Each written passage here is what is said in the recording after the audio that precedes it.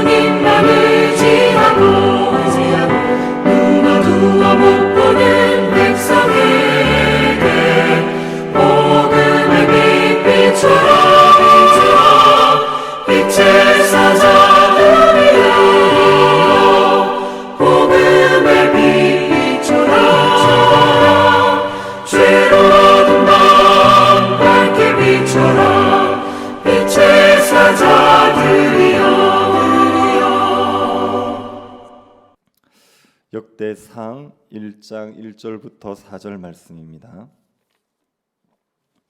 역대상 1장 1절부터 2장 2절까지가 본문인데 1절부터 4절까지만 교독하도록 하겠습니다. 역대상 1장 1절부터 4절입니다. 찾으셨으면 한 절씩 교독하도록 하겠습니다. 아담, 셋, 에노스, 에녹, 무두셀라, 라멕, 노아, 셈, 함과 야벳은 조상들이라. 아멘. 어릴 때 외국으로 입양 간 사람들이 있습니다. 자신의 친부모가 누군지 모른 채 양부모 밑에서 자라는 겁니다. 이 사람이 자신이 입양이 되었다는 것을 안다면 자신의 친부모를 찾고 싶지 않겠습니까? 자신의 친부모를 찾고 자신이 어떤 혈통인지를 알고 싶을 겁니다. 자신의 뿌리를 알고 싶은 거죠. 그래서 친부모를 찾게 됩니다. 요즘같이 혈통에 큰 의미를 부여하지 않는 시대에도 혈통에 대한 관심이 있는데 혈통을 중요하게 생각하던 시대에는 자신이 어떤 혈통인지를 얼마나 알고 싶겠습니까? 자신의 뿌리가 어디인지를 알고 싶을 겁니다. 역대상에 나오는 족보에 대한 기록은 자신의 뿌리를 알고 싶어하는 이스라엘 백성들을 위한 것입니다. 이스라엘 백성들의 뿌리가 어디인지를 밝혀서 이스라엘 백성들이 자신이 어떤 백성인지를 알고 자부심을 가지고 소망을 가지도록 하기 위한 것입니다. 1장부터 9장까지의 족보는 크게 세 단락으로 나눌 수가 있습니다. 먼저 아담부터 야곱의 12아들까지의 족보입니다. 1장 1절부터 2장 2절까지가 아담부터 야곱의 12아들까지의 족보입니다. 두 번째는 이스라엘 11지파의 족보입니다. 단 지파와 스불론 지파를 제외하고 레위 지파를 포함해서 11지파의 족보가 나옵니다. 그 내용이 2장 3절부터 8장까지입니다. 9장은 바벨론 포로에서 돌아온 백성들의 명단입니다. 역대기 기자는 아담부터 시작해서 바벨론 포로 귀한 백성들까지의 족보를 기록하고 있습니다. 오늘 살펴볼 1장 1절부터 2장 2절까지는 아담에서 야곱의 12아들까지의 족보지죠. 이스라엘 12아들까지의 족보입니다. 이 족보도 세 단락으로 나눌 수가 있습니다.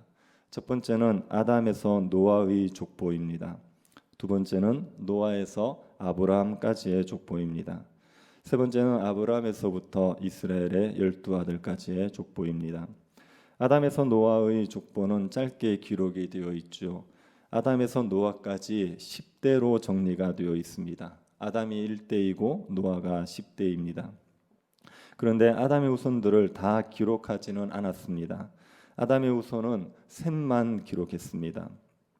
아담에게 아들이 셈만 있었던 것은 아니지요. 가인도 아담의 아들이었고 성경에 이름이 기록되지 않은 다른 아들들도 있습니다.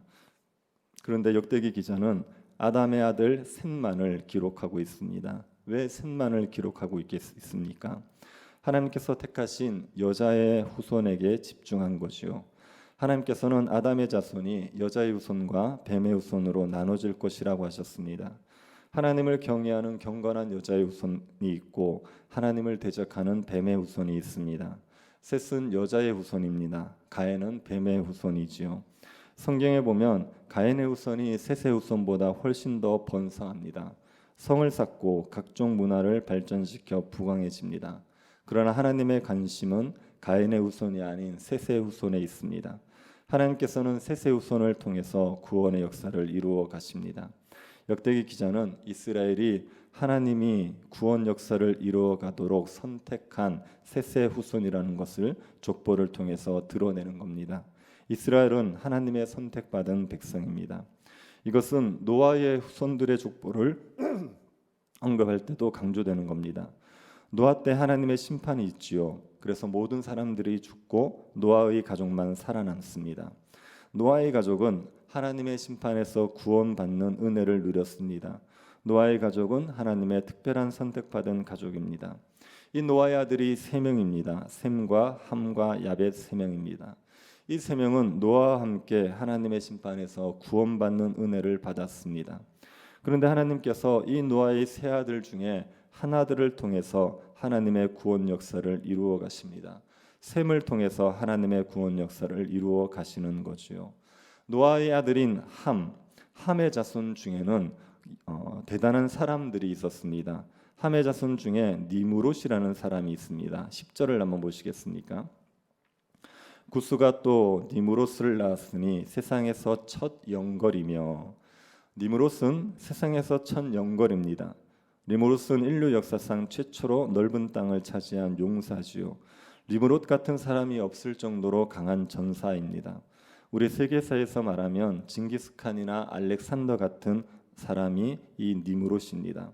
이런 강한 용사들이 하는 일이 무엇입니까? 강포를 행하지요. 사람들을 힘으로 억압하고 자기의 뜻을 따르지 않으면 폭력을 일삼습니다. 니므롯이 그런 사람입니다. 이 니므롯은 그 당시 메소포타미아 사람들에게 이상적인 왕으로 추앙받던 사람입니다. 메소포타미아 지역은 티그리스 강과 유프라데 강 주변 지역입니다. 기름진 초승달 지역이라고 부릅니다. 이 메소포타미아 사람들은 왕이라고 하면 전쟁이나 건축을 잘하고 또 사냥을 잘해야 한다 이렇게 생각했습니다. 그래서 니므롯 같은 사람을 이상적인 왕으로 생각했습니다. 니므롯은 신할 땅을 차지합니다. 이 시날 땅에 후에 바벨탑이 세워집니다. 그리고 리무롯이 통치하던 지역에서 바벨론과 아수르가 생겨나게 됩니다. 함의 자손 중에는 리무롯과 같은 강한 용사가 있었습니다. 그럼에도 불구하고 하나님께서 이 함의 자손을 택하지 않습니다. 함의 자손은 하나님의 저주를 받았습니다. 함이 하나님을 경외하지 않고 대적했기 때문입니다. 그 후손들도 함을 본받아서 하나님을 경외하지 않고 대적했습니다. 하나님께서는 이 함의 자손에게 저주를 내려 이스라엘 자손의 손에 진멸하게 당하게 하셨지요. 하나님께서는 천년거를 배출한 함의 자손을 택하지 않고 셈의 자손을 택하셨습니다. 셈의 자손에서 태어난 아브라함을 택하셨지요. 아브라함을 택하셔서 아브라함에게 복을 주셨습니다. 많은 자손을 주겠다 하셨고 가나안 땅을 주겠다 하셨습니다. 복을 누리게 해주겠다고 하시고 복의 통로가 되게 해주겠다고 하셨습니다. 하나님께서는 아브라함을 통해서 하나님의 나라를 이루시겠다고 하신 겁니다. 하나님께서 아브라함을 통해서 이루어 가시는 하나님의 나라는 아브라함 자손들만 복을 누리는 나라가 아니라 모든 열방이 복을 누리게 하는 나라입니다. 모든 열방을 구원하는 통로로 아브라함의 후손을 사용하겠다고 하신 겁니다. 1장 5절부터 27절에 있는 노아의 세 아들의 족보를 보면 모두 70명의 이름이 기록되어 있습니다. 야벳 자손이 14명, 함의 자손이 30명, 셈 자손이 26명입니다. 노아의 세 아들이 낳은 자손이 70명밖에 안 되는 건 아닙니다. 그런데 70명만 기록했습니다. 의도적으로 70이라는 숫자를 맞춘 겁니다. 그 이유가 무엇이겠습니까? 70이라는 숫자는 완전수입니다. 충만함을 나타내는 숫자입니다. 노아의 아들들로 인하여서 온 땅에 민족들이 가득하게 되었다는 걸 나타내기 위해서 70명의 이름을 기록한 겁니다. 홍수 이후에 하나님께서 사람들이 온 땅에 충만하게 하도록 하나님께서 사람들을 번성하게 하셨습니다. 이것을 강조하기 위한 겁니다. 하나님께서는 노아로 인하여서 수많은 민족이 생겨나게 하셨죠. 하나님께서 이 많은 민족을 다 버리시겠습니까? 이 민족들을 그저 진노의 대상으로만 생각하고 심판만 하시겠습니까? 그렇지 않지요. 하나님께서는 모든 민족을 사랑하십니다. 하나님께서는 모든 민족의 아버지십니다. 그들이 살 곳을 정하시고 그들을 먹이고 입히시는 분이 하나님이십니다. 하나님께서는 세상 모든 민족을 구원하기 위해서 아브라함을 택하신 겁니다. 셈의 자손인 아브라함을 택하시고 그 아브라함의 후손을 통해서 온 땅을 구원하려고 하시는 겁니다. 이스라엘은 이 아브라함의 약속을 이어받은 하나님의 백성들입니다. 아브라함에게도 두 아들이 있지 않았습니까? 이삭과 이스마엘 두 아들이 있었습니다. 하나님께서는 이스마엘이 아닌 이삭을 약속의 자손으로 삼으셨습니다.